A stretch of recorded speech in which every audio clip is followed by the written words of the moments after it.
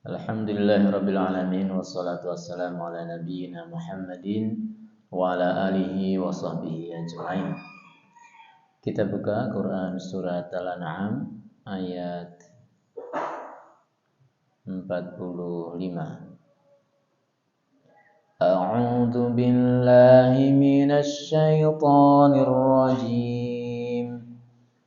A'udzu billahi minasy syaithanir rajim. فقطع دابر القوم الذين ظلموا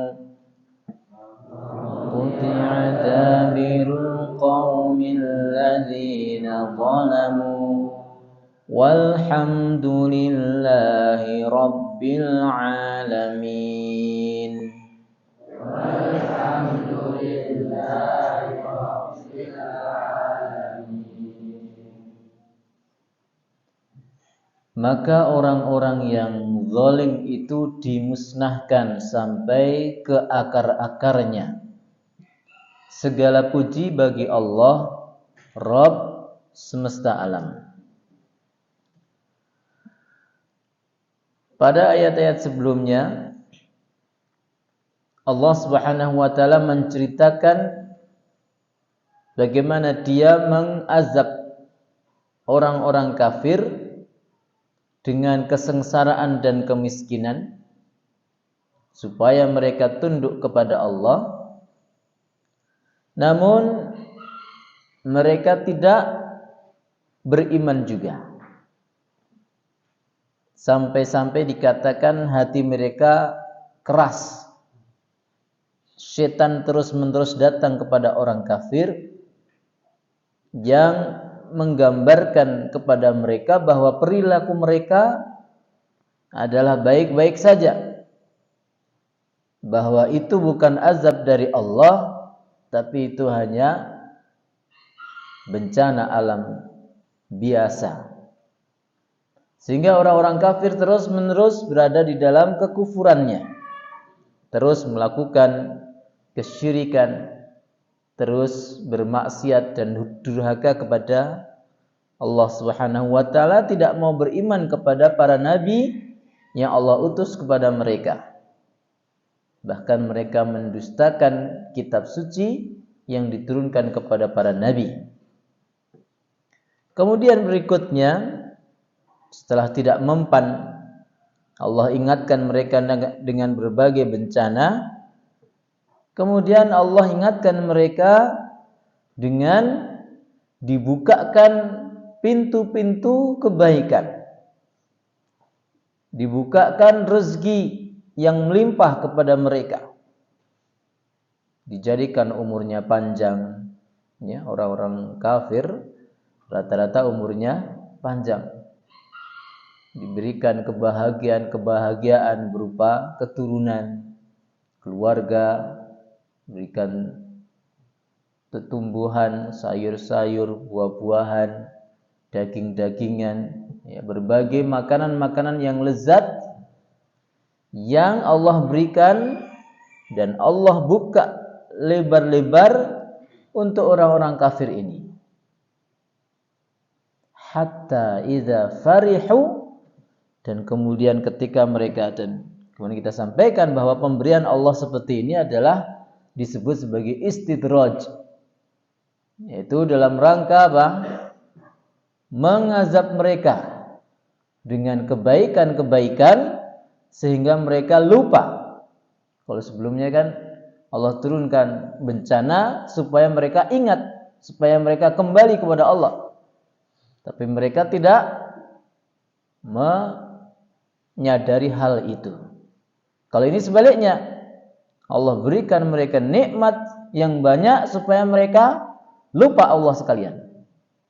Supaya mereka benar-benar semakin kufur. Sehingga apa? Sehingga azab Allah berupa nikmat itu lebih dahsyat, lebih buruk daripada azab Allah berupa bencana. Karena kalau azab Allah berupa bencana itu dalam rangka hamba-hamba Allah itu ingat kembali supaya mereka ya, bertobat kepada Allah. Dan memang umumnya manusia seperti itu. Ketika diberikan rasa sakit, mereka kembali kepada Allah. Ketika mereka diberikan bencana alam, mereka ingat kepada Allah. Tapi kalau Allah berikan kenikmatan yang luas, sementara manusia ini sedang dalam melakukan kemaksiatan kepada Allah SWT, itu fungsinya sudah berbeda. Yaitu supaya mereka benar-benar lupa kepada Allah. Sekalian aja kafir sak kafir-kafirmu. Sekalian maksiat semaksiat-maksiatmu. Artinya Allah SWT itu sudah weh-weh luweh. Sudah enggak ada urusan lagi. Sudah enggak ada lagi ya hidayah yang Allah akan turunkan kepada orang-orang ini. Sehingga ini azab yang sangat menakutkan dan membahayakan. Sehingga disebutkan di ayat sebelumnya, hatta idza farihu bima utu akhadnahum baghtatan. Ya. Saat mereka sedang bahagia, ya, saat sedang menikmati kenikmatan yang banyak ini, maka Allah sekonyong-konyong timpakan kepada mereka azab tanpa ada tanda-tanda sebelumnya. Langsung seketika. Dan ini kita banyak saksikan, ya. Banyak saksikan di berbagai belahan dunia. Ada suatu negeri yang begitu suburnya, yang penduduknya begitu bahagianya, tapi karena mereka kufur kepada Allah SWT, Allah balik 180 derajat menjadi negeri yang gersang, negeri yang miskin, sengsara, penduduknya bahkan meninggal semuanya dengan suatu bencana yang sangat-sangat cepat.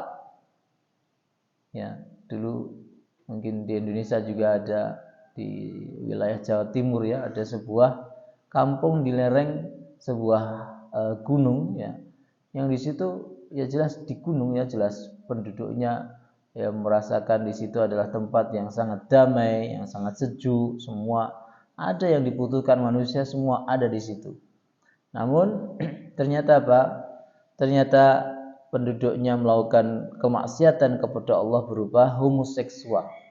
Orang di situ terbiasa melakukan hubungan sesama jenis, sehingga kemudian apa yang terjadi? Allah SWT potong gunung, melewati, jadi Allah terbangkan ini potongan gunung ini Allah terbangkan, kemudian bisa menimpa ke daerah tersebut. Ini fakta di Indonesia, dan semua penduduknya meninggal dunia, dan sampai sekarang tidak ada yang berani menempati daerah itu. Atau yang paling dekat ya di Sulawesi, ya, di Donggala, ya. Donggala bagaimana itu jauh dari bibir pantai. Daerah itu benar-benar jauh dari pikiran orang bahwa tanahnya itu penuh dengan lumpur, enggak ada pikiran.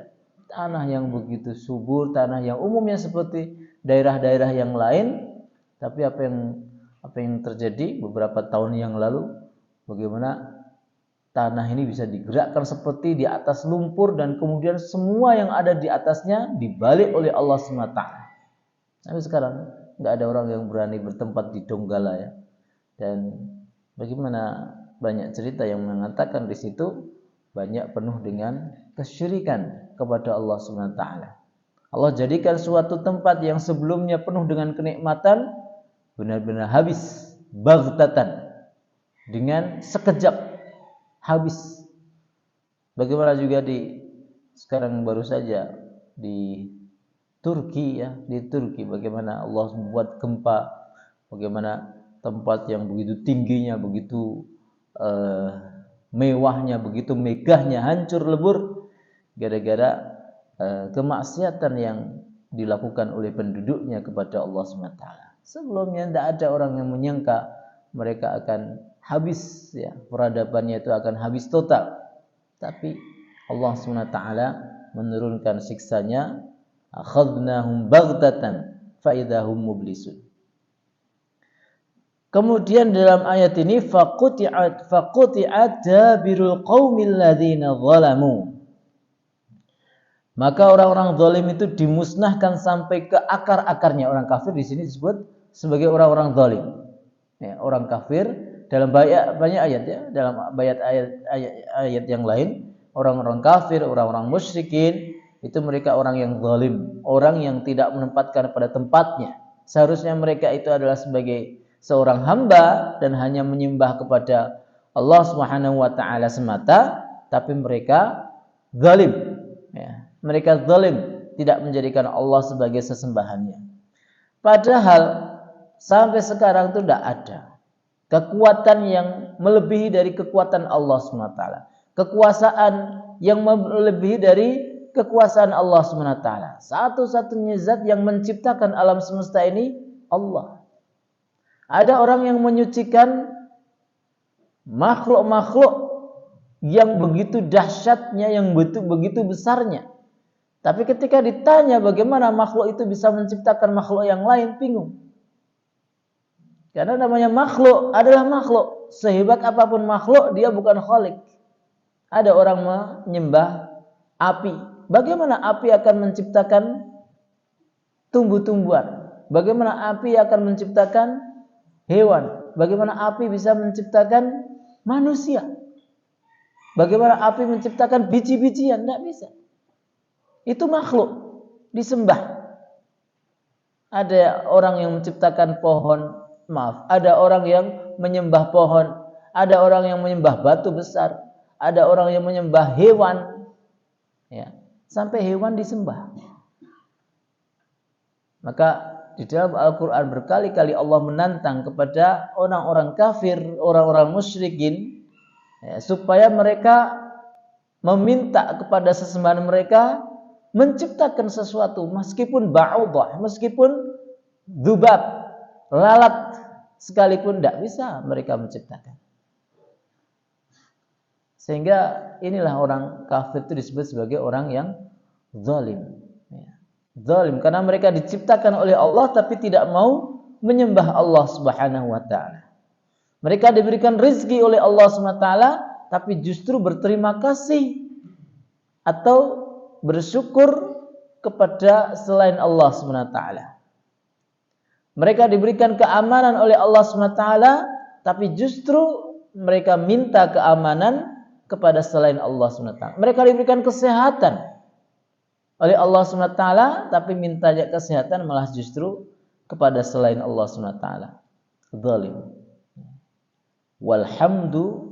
Jadi di dalam ayat ini disebutkan bahwa orang-orang kafir, kalau mereka sudah diberikan istidraj, diberikan nikmat yang banyak, kok tidak ingat-ingat juga kepada Allah, maka mereka akan dihabisi sehabis-habisnya oleh Allah SWT dan diganti dengan generasi yang lain. Ketika diingatkan enggak mau ingat, sudah kasih nikmat yang banyak supaya mereka lupa. Waliyadzubillah, ya. Sehingga kemudian mereka di akhir hayatnya mati dalam keadaan kafir, mati dalam keadaan tidak beriman kepada Allah. Faquti'a dabirul qaumil ladzina zalamu walhamdulillahi rabbil alamin. Allah memuji dirinya sendiri dengan firman-Nya walhamdulillahi rabbil alamin, dan segala pujian milik Allah. Ya. Dan segala pujian hanya milik Allah. Karena Allah SWT berikan segala kebaikan adalah dalam rangka supaya manusia itu mengambil hikmah dari semua itu. Dan segala yang baik yang ada di muka bumi ini adalah menuju kepada kebaikannya Allah Subhanahu wa taala. Sehingga orang-orang kafir mereka tidak pantas ya mendapatkan kebaikan Allah fil akhirah. Karena mereka ya, tidak berharap Allah memberikan kepada mereka. Mereka mintanya kepada zat selain Allah. Di akhirat nanti Allah menantang kepada orang-orang kafir, coba minta kepada sesembahan-sesembahanmu apa yang mereka janjikan. Minta kepada patung-patung itu. Sehingga mereka tidak bisa mendapatkan apapun dari Allah SWT. Karena ketika di dunia mereka beribadah bukan untuk Allah SWT. Sementara orang-orang beriman, sekecil apapun kebaikan yang dilakukan, maka sungguh mereka akan mendapatkan ganti kebaikan oleh Allah SWT di akhirat nanti. Karena mintanya kepada Allah, maka Allah yang akan ngasih. Allahur Razzaq, Allahul Ghani, Allahu ahkamul hakimin. Alhamdulillahi rabbil alamin. Rabbul alamin. Rabb Ini bisa kita berkali-kali membahas bagaimana Allah SWT, tauhid kepada Allah SWT adalah tauhid, salah satunya adalah dengan tauhid rububiyah, yaitu meyakini bahwa pencipta, pengatur, ya, alam semesta ini adalah Allah SWT. Yang menciptakan alam semesta ini bukan dewa-dewa yang disangka oleh orang-orang kafir itu. Ya, pencipta alam semesta ini Allah SWT. Allah tantang di dalam Al-Quran. Banyak ayat Allah menantang orang-orang kafir.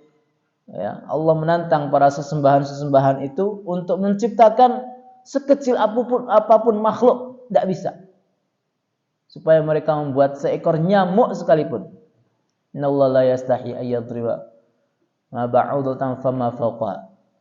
Ya, seekor nyamuk pun enggak ada satupun manusia, satupun makhluk yang bisa mencipta, jangankan nyamuk. Biji, ya. Sebuah biji pun tidak bisa dicipta oleh siapapun. Bagaimana Allah SWT mencipta biji tanam, kemudian dia bisa tumbuh akar, tumbuh batang, tumbuh pohon, kemudian dia bisa membelah tanah yang begitu kerasnya, biji kecil, biji yang sangat kecil bisa membelah tanah, kemudian dia mulai bertunas, kemudian naik, kemudian menjadi pohon yang besar, mengeluarkan daun-daun, mengeluarkan batang, mengeluarkan cabang-cabang yang besarnya bunga-bunga, buah-buahan dari biji yang kecil. Bagaimana Allah mencipta, begitu dahsyatnya ciptaannya, dan itu tidak ada satupun selain Allah yang bisa menciptakan. Mana dewa-dewa yang bisa menciptakan? Tidak ada. Semua hanya dongeng semuanya. Tapi Allah SWT yang maha kuasa. Matahari, coba ikhwah, perhatikan matahari. Bagaimana kalau antum ada beberapa santri yang kadangkala dapur kehabisan gas. Dapur yang untuk masak panasnya itu, ya, itu bisa kehabisan. Seminggu sekali, seminggu 2 kali antum harus beli gas. Kadangkala di beberapa tempat kadang kosong, harus cari ke sana kemari. Itu gas. Bagaimana matahari, ikhwah? Matahari diatur sedemikian rupa oleh Allah SWT. Enggak pernah matahari itu panasnya redup atau lebih panas daripada umumnya. Allah SWT sudah mengatur matahari, dia berjalan di orbitnya, tidak terlalu dekat kepada kita semua sehingga kita semua mati.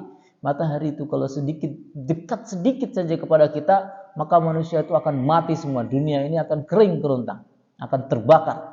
Atau sebaliknya, matahari kalau geser sedikit aja, sedikit jauh dari kita, maka kita semua akan kedinginan, akan membeku, dan semua yang ada di dunia ini akan mati. Bagaimana matahari diatur Allah SWT begitu sempurnanya. Dan itu bukan hanya jam-jaman, bukan hanya tahunan, jutaan, miliunan, ya, miliar tahun. Tidak ada errornya matahari diatur oleh Allah SWT.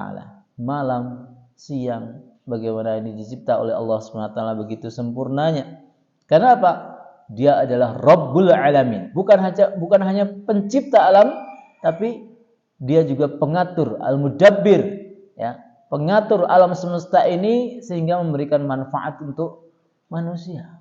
Kita tiap hari makan beras, bayangkan bagaimana, ya, pohon padi, dia terus-menerus ditanam oleh petani, dan dia pasti mengeluarkan padi 4 bulan, ya, 4 bulan dia pasti mengeluarkan padi. Tidak ada yang telat 1 hari atau 1 bulan, tidak ada. Allah sudah atur bagaimana padi dia mengeluarkan bulir-bulirnya di waktu yang sudah Allah tentukan. Bayangkan kalau padi itu semuanya telat atau demo, atau mereka protes, ini gara-gara padi kita dimakan terus manusia, setelah dipanen kita dibunuh semua, udahlah kita nggak usah ngeluarin padi lagi, setahun baru kita mengeluarkan, apa bahasanya, berbuah, ya, mengeluarkan bulir padi. Manusia akan mati semua ketika nggak ada padi, ketika nggak ada beras. Bagaimana pohon pisang yang ada di sekitar kita, mereka tidak pernah protes kepada Allah SWT, tidak protes kepada kita. Ini kalau kita berbuah pisang, pohon kita akan dipotong. Sudahlah, kita nggak usah berbuah saja. Semuanya mereka tumbuh, mengeluarkan buah, mengeluarkan biji-bijian atas perintah Allah SWT untuk kemakmuran manusia. Mudabbir, Allah SWT mengatur semua ini. Air hujan yang setiap hari kita saksikan turun dengan bentuk yang begitu kecilnya. Padahal saat kita naik pesawat, kita tidak pernah menjumpai di sana ada galon-galon atau tampungan-tampungan air di atas awan. Tidak ada. Awan kalau ditembus oleh pesawat itu hanya seperti kapas walala mungkin, ya. Dan padahal di dalamnya tersimpan air yang begitu banyaknya dan turunnya bukan disokke, bukan digrojoki, tapi bagaimana Allah mengatur hujan, ya, sehingga tidak ada yang merusak, ya. Hujannya, airnya kecil-kecil, deras dan rata. Ini Allah SWT Al-Mudabbir yang mengatur alam semesta ini karena Dia adalah Rabbul Alamin, pencipta, pengatur, dan yang akan mematikan serta akan membangkitkan kembali. Allah Subhanahu wa taala adalah Rabb kita dan kita sangat berbahagia, berbangga sebagai hamba-hambanya Allah. Alhamdulillah, Allah berikan hidayah kepada kita sebagai seorang muslim muslimah yang hanya menyembah kepadanya. Sehingga manusia di dunia ini kalau mau disederhanakan, fungsi atau tugas manusia di dunia ini tidak lain dan tidak bukan adalah supaya bertauhid kepada Allah SWT. Lahir dalam keadaan fitrah. Ya, kullu mauludin yuladu 'alal fitrah. Setiap bayi yang lahir dalam keadaan fitrah. Apa maksudnya fitrah? Bertauhid, memiliki iman, tidak menyekutukan Allah SWT, mengakui bahwa satu-satunya Tuhan yang berhak disembah adalah Allah SWT. Kemudian setelah meninggal dunia, maka kita tetap mempertahankan tauhid kita, sehingga Rasul bersabda, "Man kana akhiru kalamihi la ilaha illallah dakhalal jannah." Siapa yang akhir kalamnya adalah la ilaha illallah, maka dia masuk surga. Maka itu sederhananya manusia tugas di dunia ini menjaga sesuai fitrahnya. Lahir dalam keadaan bertauhid, mati dalam keadaan bertauhid. Sementara amalan-amalannya sesuai dari kemampuan kita. Ya, amalan-amalannya sesuai dari kemampuan kita. Tapi tentang masalah tauhid tidak ada tawar-menawar. Tauhid itu tidak bisa ditawar.